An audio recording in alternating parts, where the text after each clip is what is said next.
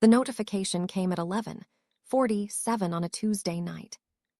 Zara Ose almost didn't see it. She was half asleep, phone balanced on her chest, doing that thing she always did when her brain was too tired to shut off but too restless to surrender to sleep, scrolling without really seeing, absorbing nothing, just letting the blue light wash over her until her eyes gave up. Marcus had posted a photo earlier that evening. She remembered liking it without looking too closely. Him at a restaurant, plate of food in front of him, that easy smile he had that always made her feel like everything was going to be fine. The caption said good energy. He had texted her at 7 to say the work dinner was running long, not to wait up. She had texted back a heart emoji and fallen asleep on the couch. Now she was in bed, phone in hand, scrolling past the photo again. She paused on it this time. There was something about the restaurant in the background, the lighting, the specific warm amber of it that felt familiar in a way she couldn't place. She dismissed the feeling and kept scrolling. And then she saw the comment. She almost passed it. It was just one of dozens, friends, colleagues, the usual cluster of people who populated Marcus's social world. But something made her finger stop. Maybe it was the username. Maybe it was the way the words were arranged. Maybe it was the thing her mother had always said about her, that she had instincts that most people spent a lifetime ignoring. At Danielle Amara Mommy, Amara wants to know when Daddy is coming home. She's been asking since dinner. Call her before she goes to sleep, please. Zara read it once. Her brain offered her cousin. Her brain offered her family friend, close enough to call him Daddy, one of those affectionate things families do. Her brain offered misposted comment, meant for a different photo entirely. She clicked the profile. It was not private. The first photo loaded slowly, bad connection, or maybe time moving differently now, and it was a little girl in a pink birthday dress, frosting on her nose mid-laugh, eyes scrunched with joy. And Zara's breath left her body slowly, like air from a punctured tire, because the little girl had Marcus's exact eyes. The shape of them, the darkness of them, the particular way they caught light. She kept scrolling. There was the woman, Danielle, beautiful in a warm, unguarded way, dark skin, natural hair pulled back, a laugh that looked like it filled rooms. The bio read, Mama to my whole world, East ATL. The photos were ordinary, a birthday party, a beach trip, a Sunday afternoon on someone's porch, brunch plates, candles, a little girl at every milestone. And in one photo, posted 3 weeks ago, Marcus. He was standing at the edge of the frame, not touching Danielle, not looking at the camera, turned toward the little girl who was running at him with her arms outstretched. His face held an expression Zara recognized, the one he wore when something made him quietly, completely happy. She had always thought that expression belonged to her. Her chest went hollow. She sat up slowly in the dark bedroom. Through the window, Atlanta was doing what Atlanta always did at midnight, glowing, moving, indifferent. She could hear distant traffic. She could hear herself breathing. She did not cry, not yet. What she felt instead was a terrifying clarity. The sensation of a fog she hadn't known was there suddenly lifting, revealing a landscape she did not recognize. She went to the bathroom so Marcus wouldn't hear her if he called to say goodnight. She sat on the tile floor with her back against the tub, and she began to build a timeline. The Thanksgiving he spent in South Carolina with family. She scrolled back through Danielle's profile, 3 years back, 4 years back, there. A resort pool. The caption said, finally, the date matched. The weekend in March when his mentorship program had a retreat. The February long weekend when his cousin had a medical emergency. The ordinary Tuesday nights that stretched past midnight, the working late that she had never questioned because she had always prided herself on not being the kind of woman who questioned. She had been so proud of that, her trust, her steadiness, her refusal to become her mother. She sat on the bathroom floor for 45 minutes. And then she stood up, looked at her reflection in the mirror. Eyes clear, jaw set, mascara remarkably intact for a woman whose life had just split down the middle, and made a decision. She opened Instagram, found the profile, and typed, "Hi, my name is Zara. I think we need to talk." Her hands were shaking so badly she mistyped it 4 times. She hit send on the 5th attempt and set the phone face down on the sink. 11 minutes later, the phone buzzed. "I was wondering when you'd finally find me. I've been waiting a long time for this conversation." She told Marcus she was slammed with a project. For 3 days, she looked at his face across dinner and smiled. She laughed at his jokes. She let him pull her clothes on the couch. She responded to his texts within minutes. She had always thought she would fall apart if she ever discovered a betrayal. She had built so much of her identity around the idea that she would feel it before it happened, that her instincts, which her mother always praised, would protect her. But sitting across from Marcus those 3 evenings, she did not feel like someone falling apart. She felt like someone getting very, very still. She understood something in those 3 days that she had not expected to understand.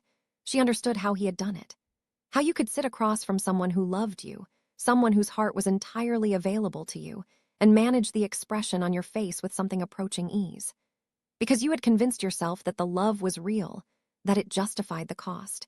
And because love, even tangled and misshapen love, has a way of making liars feel like poets. She understood. She did not forgive, but she understood.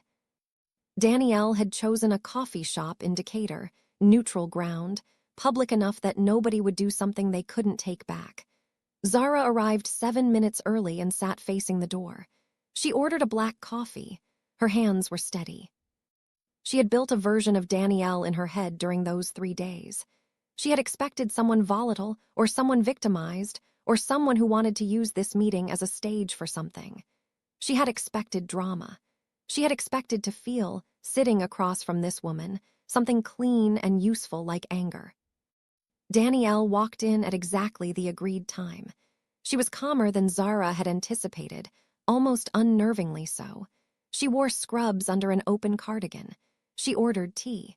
She set a manila folder on the table between them before she even took off her coat. She slid it across without a word when she sat down. Inside, receipts, screenshots, dates, a photo of a birth certificate. Marcus James Bell, father. Zara stared at the document for a long time. The coffee shop hummed around them, someone's baby laughing, a barista calling a name, the soft collision of ordinary life continuing without permission. The contrast was almost cruel. "How long?" Zara said finally. Not a question, a place to begin. Danielle wrapped both hands around her mug. "We never really stopped, but back together seriously, about 4.5 years. That's before he and I even met." "Yes." Zara looked up from the birth certificate. "The baby." "Amara," Danielle said, and something shifted in her voice, a warmth moving through it like light through water. "Her name is Amara. She just turned 4. Zara set the document down carefully. "Does she know about me?" "She's 4. She knows her daddy loves her. That's what she knows." Danielle paused. "But I've known about you for over a year." The room tilted slightly. "How?" "Deshawn told me, Marcus's friend. You know him." Zara knew him. She had been at his birthday dinner. She had danced at his cousin's wedding. He had hugged her at Marcus's company holiday party and told her, laughing, that Marcus had never been this happy, that whatever she was doing, she should keep doing it. "He told you about me," Zara said slowly. 18 months ago, said his conscience couldn't hold it anymore. Danielle's jaw tightened briefly. "I confronted Marcus that night. He cried. He promised to end it. He said you didn't mean anything, and I want you to know he was lying when he said that, because I've watched that man for 4 years and you mean something to him. He just said it because he thought it was what I needed to hear." Zara absorbed this. "He didn't end it." "No." "So you." "I gave him a deadline." Danielle's voice was even, almost rehearsed. The way people speak when they have told a story to themselves so many times it has lost its jagged edges. "Their daughter's 4th birthday. If he hadn't told you the truth by then, I would. That birthday was last week." Silence fell between them. A barista called someone's name. The baby laughed again. "Why?" Zara asked. "Why do it at all? Why not just let it keep going? You have a child with him. He pays your rent, doesn't he?" Danielle looked at her steadily. Because my daughter is going to grow up watching how a man treats a woman, and I refuse to let her learn that a woman waits in the margins of a man's life and calls it love." She paused. "And because you deserve to know. You've been living inside a lie that wasn't yours. That's not fair." Zara looked at her, at the tiredness in her face that was not weakness but accumulation, 4 years of accumulation. She thought she had come here to feel contempt for this woman, or at minimum a clean, manageable distance. Instead, she felt something that frightened her more than anger. She felt recognition. She felt the horrible intimacy of two people who had been shaped by the same invisible hand. She did not expect to cry. She was not a public crier. She had spent her adult life cultivating a particular kind of composure, the kind that her Ghanaian mother had modeled and her corporate career had required and her own terror of vulnerability had reinforced. She processed privately. She kept her seams hidden. She was the woman who held it together. But something cracked open. Not at the birth certificate, not at the timeline, not even at Deshawn's name. It cracked open when she thought about her mother, when she saw, with sudden and devastating clarity, that she had spent 15 years building an identity designed to protect her from exactly this moment. And here she was anyway, sitting in a coffee shop in Decatur, across from a woman she had never met, both of them wrecked by the same man. The crying was not delicate. It came from somewhere old and unguarded, from a 14-year-old girl at the top of the stairs listening to her father's voice change as her mother asked him a question he had been dreading for 11 years. She had sworn she would never be her mother. She had been so certain. Danielle reached across the table without hesitation and covered Zara's hand with hers. She didn't say anything. She didn't try to fix it. She just held on. They stayed like that for a long moment. Two women in a coffee shop in Decatur, holding onto each other's hands, both of them grieving something they couldn't fully name yet. "I'm not your enemy," Danielle said quietly. Zara exhaled. "I know. I just want my daughter's father to stop lying. To everyone, including himself." "I know that too." Zara wiped her face with the back of her hand. She looked at the folder on the table. She looked at Danielle, who was watching her with an expression that was not pity, something more careful than pity, something that looked like hope. Zara set her jaw. "Okay," she said. "Tell me everything." She called Deshawn that night. She didn't warn him. She just dialed, and he answered on the second ring, and when he heard her voice, he went so quiet that she could hear him stop breathing. "Zara," his voice was already breaking. "Zara, Don't," she said. "Don't apologize yet, just tell me." He told her, all of it. He talked for 40 minutes, stumbling over himself, backtracking, clarifying, crying in the open, ugly way that men cry when they have been holding something too long. He told her about the Thanksgiving alibi, how Marcus had called him in a panic, how he had agreed to cover, how he had sat across from Zara at her own kitchen table 3 days later and looked her in the eyes and said Marcus is fine, just dealing with some family stuff down in South Carolina. He'll be back Monday. He told her how he had watched her smile and say she hoped everyone was okay. How that smile had followed him for 2 years. He told her about his sister. 3 years ago, his sister's husband had done something similar, and Deshawn had watched his sister's life fracture into pieces she was still gathering. He said he had sworn after that he would never be complicit in that kind of damage again. He said he had told himself that telling Danielle had been enough, that it would create pressure, that Marcus would fix it, that the situation would resolve itself without him having to choose between his best friend and his conscience. He said he was sorry, in many ways, many times. Zara did not comfort him. She recognized the shape of his guilt, the self-serving quality of it, the way absolution was stitched into his confession. He was not wrong to be sorry, but his sorry was also, on some level, about relieving himself of weight, and she was not in the business of carrying other people's weights right now. "You lied to my face," she said. "Yes." "At my kitchen table." "Yes." "Okay," she said. "I hear you." She hung up, and she started planning Saturday morning. He knocked on the door at 10:15, which was exactly when he said he would, because Marcus Bell was always on time.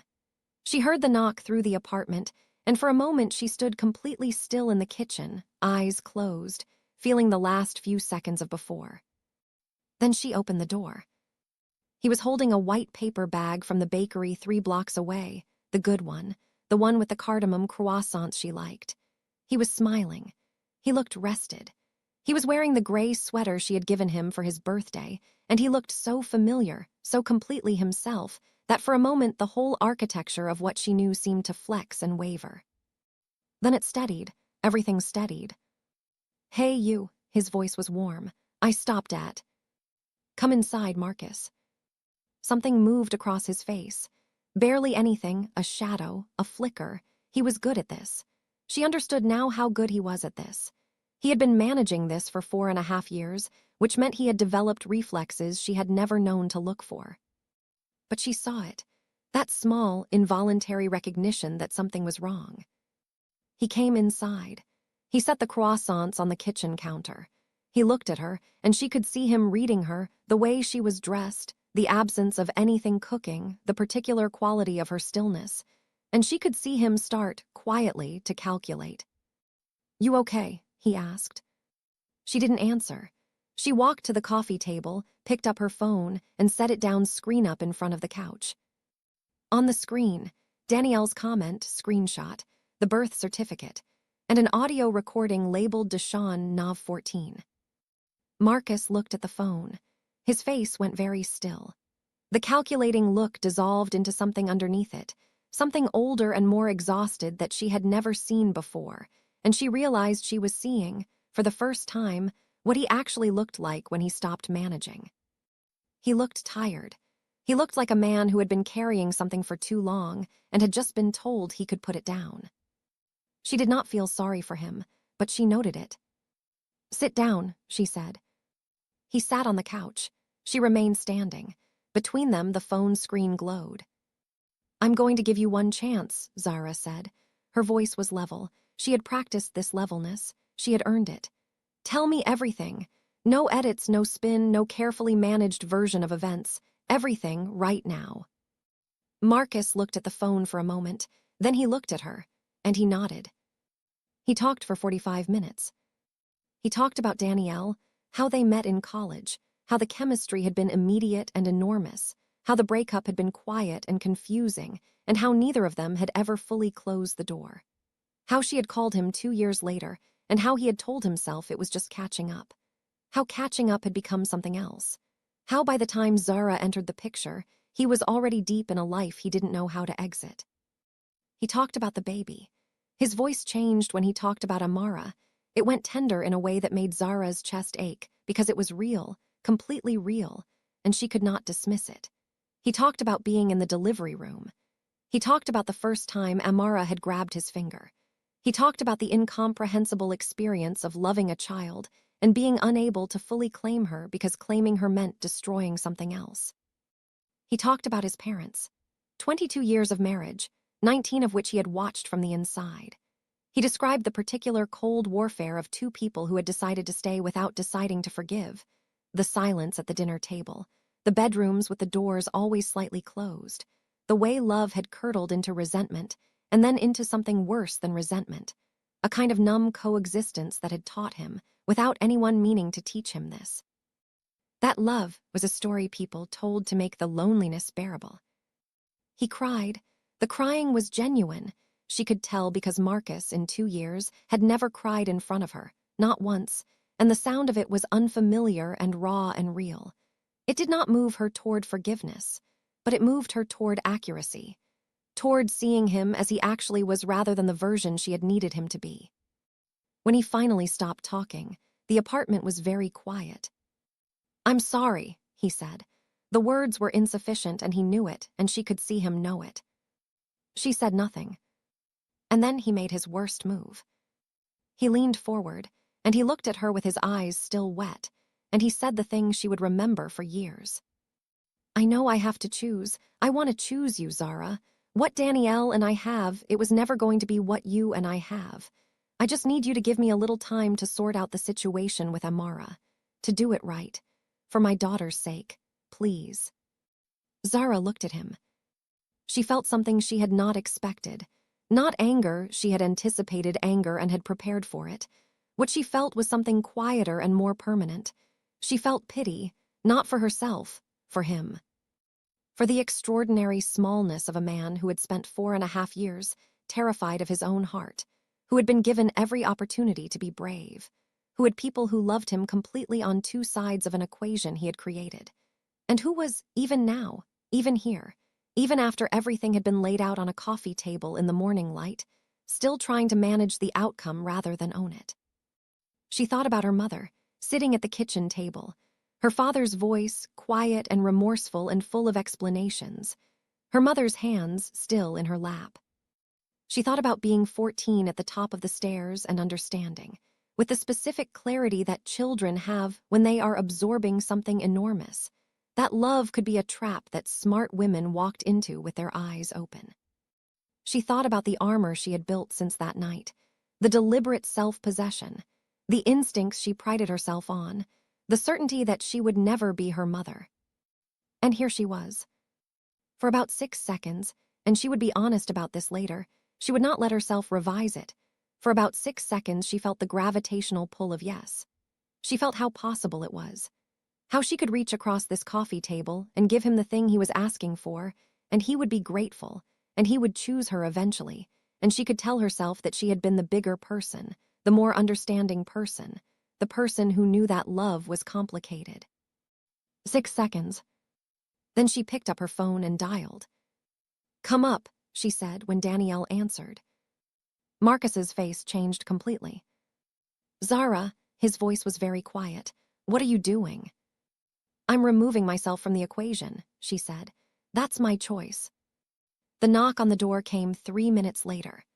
Zara crossed the apartment, feeling the strange lightness of a person who has made an irreversible decision, and opened the door. Danielle stood in the hallway in her coat, phone in hand, eyes steady. She looked at Zara. A whole conversation passed between them in that look, something that had no words yet, that maybe never would, but that was real and mutual and complicated in ways that simple categories like enemy and ally could not contain. Zara stepped back. Danielle walked in. Marcus sat on the couch. He was very still. The paper bag with the croissants sat on the counter behind him, untouched. Zara looked at him for the last time that morning. She let herself look fully at the whole of him, the gray sweater, the exhausted eyes, the hands clasped between his knees, the man who had been so thoughtful and so cowardly in equal measure for so long. "She is not your enemy," Zara said. "She is the mother of your child. You are going to figure out how to be a father with some integrity, and then you are going to leave me alone." She picked up her keys. She picked up her bag. She walked to her own front door and opened it.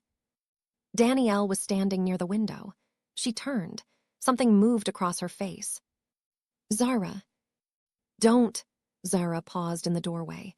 She looked at Danielle, this woman she had spent 72 hours processing, categorizing, dreading, and then unexpectedly, incomprehensibly, understanding. "Just make sure he does right by your daughter. That's all that matters now." She walked out. The door clicked shut behind her. She stood in the hallway for a moment, the sound of the city rising up through the building around her, and she waited to feel something. Devastation. Relief. Some clean, dramatic emotion that would tell her what chapter this was. What she felt instead was the absence of weight. As if something she had been carrying for 2 years, longer than 2 years, longer maybe than she'd known, had simply detached itself and stayed behind in that apartment. She walked to the elevator, pressed the button, waited. She was going to be okay. Not today, not this week, but she was going to be okay.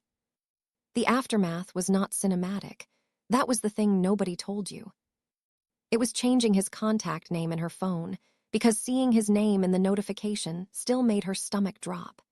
It was moving the photo from her dresser to a drawer to a box to the back of a closet, one displacement at a time, like easing something into its final resting place, without admitting that's what you were doing. It was the particular silence of Sunday mornings, which had always been their best time. It was the day, about 3 weeks in, that she drove to her mother's house. Her mother, Gloria Osei, lived in a brown brick house in Stonecrest with a garden she tended with the fierce attention she applied to everything she loved. She was 61 and sharp and formidable in the way that Ghanaian women of her generation were formidable. Not loudly, not with performance, but with a bone-deep certainty about what mattered and what did not. Zara sat across from her at the kitchen table. The same kitchen. The same table where, 29 years ago, a family had been cracked open and then, imperfectly, reassembled. She told her everything, not just Marcus. That was the part that surprised her as it was happening. She had come to talk about Marcus, but what came out was everything underneath Marcus. The armor, the performance, the 15 years of constructing a self that would never need to sit at this table the way her mother had sat at it once. Her mother listened to all of it without interrupting. She did not get defensive. She did not cry. She sat with her tea going cold in front of her, and she listened with the particular quality of attention that Gloria Ose brought to things that required her full presence. When Zara finished, the kitchen was quiet. "You think I stayed because I was weak," her mother said. It was not a question. Zara did not answer, which was its own answer. "I found out before the night you heard us," Gloria said. "I had known for 4 months." Zara went still. "I made a choice," her mother continued. Her voice was even. "Not the right choice necessarily, but a deliberate one. You children were young. Your father was whatever he was also present. He coached your brother's football. He sat with you when you were sick. He was a complicated man who did a terrible thing and was also genuinely there." She paused. "I decided that I would give it time, that I would see what he chose, given the opportunity to choose without being forced. And he chose to stay. He chose to stay, and I chose to let him." Gloria wrapped her hands around her mug. "Was it right? I don't know. It was what I could manage with what I understood at the time. I was doing the best I could." Zara thought about this, about the different kinds of courage, about the courage of leaving and the courage of staying, and how she had always assigned a hierarchy to them without understanding that they were both just forms of surviving. "I spent 15 years being afraid of becoming you," she said. "I know. I built myself around not becoming you, and I still ended up here." Gloria looked at her daughter with an expression that Zara was only now old enough to read. It was not pity, it was recognition. "That's because the lesson you took from what happened wasn't about your father," Gloria said quietly. "It was about me. You decided I was the cautionary tale. But I was just a woman making decisions in the dark, same as you, same as every woman. There's no armor that prevents it. There's only what you choose to do when it arrives." Zara drove home slowly, taking the long way without meaning to, finding herself on roads she didn't need to be on. She sat in her car in the parking garage of her building for 20 minutes after she turned off the engine. She thought about armor, about how long she had worn it and how heavy it had been, and how completely it had failed her anyway, not because she had worn it wrong, but because no amount of armor could protect a person from the specific vulnerability of loving someone. You either risked it or you didn't, and if you didn't, you were just alone in a different way. She sat there until the light changed. Then she went upstairs. Danielle texted her once, about 6 weeks later. It was a photo Amara on her first day of pre-K, in a purple dress with her hair in 2 puffs, grinning at the camera with 2 front teeth missing. The caption just said, "Thought you should see something good today." Zara looked at the photo for a long time. She thought about the strange, uncategorizable thing that she and Danielle were to each other, not friends, not enemies, not anything that had a clean word attached to it. They were 2 women who had been made to share something intimate without their consent, and who had managed, in the specific extremity of that sharing, to see each other clearly. She wrote back, "She's beautiful, take care of yourself." Danielle sent back a single heart. Deshawn she did not call. She thought about him sometimes, about the complexity of his position, about how long he had carried a secret that wasn't his and the complicated motivations tangled up in finally releasing it. She understood him. She did not hate him. Understanding and forgiveness were different countries, and she was not sure yet which one she was traveling toward, or if she owed him the journey at all. Marcus she did not speak to. He texted once, 3 weeks after Saturday morning, A long, careful message about being sorry and wanting to explain and hoping she knew how much she had meant to him. She read it twice. She did not respond. Some messages are not really asking for a response. Some messages are just someone trying to put their own guilt down somewhere it doesn't belong to them. She went to therapy. A real therapist, a woman named Dr. Antwi who had a small office in Midtown and a direct quality that Zara appreciated. She went every Tuesday for 3 months. She talked about Marcus, yes, but mostly she talked about her father, about her mother, about the 14-year-old at the top of the stairs who had made a series of decisions about love and strength and survival, and then spent 15 years living inside those decisions without examining them. Dr. Antwi said something to her in the 4th session that stayed with her.